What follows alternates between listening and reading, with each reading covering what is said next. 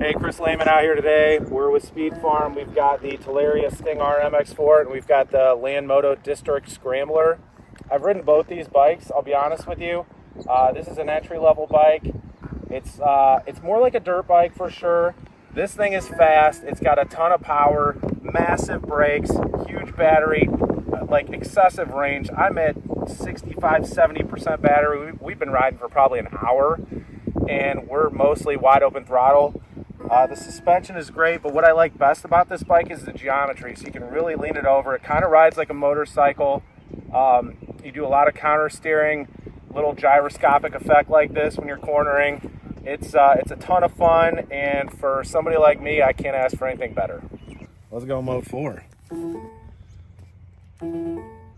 So we're gonna do a drag race. We're gonna compare the Land Moto District Scrambler to the Talaria Sting R. So I'm gonna go wide open throttle, 3, 2, 1, here we go. This thing rips, it's fast. That thing is not gonna keep up, no comparison. All right, jumping on the Talaria. Thing feels light. Feels light, but it also feels cheap, real cheap. Here we go, sport mode on the Talaria. 3, 2, 1, go.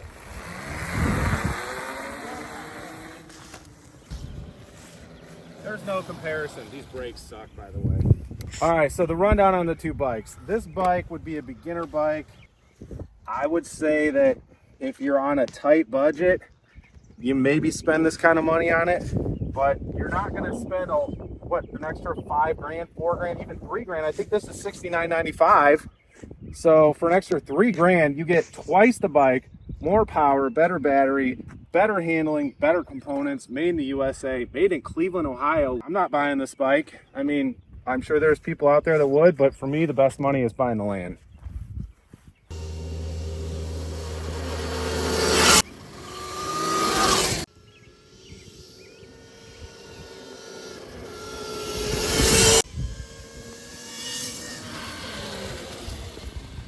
Overall, Land Moto, it's a great bike, built in Lakewood, Ohio.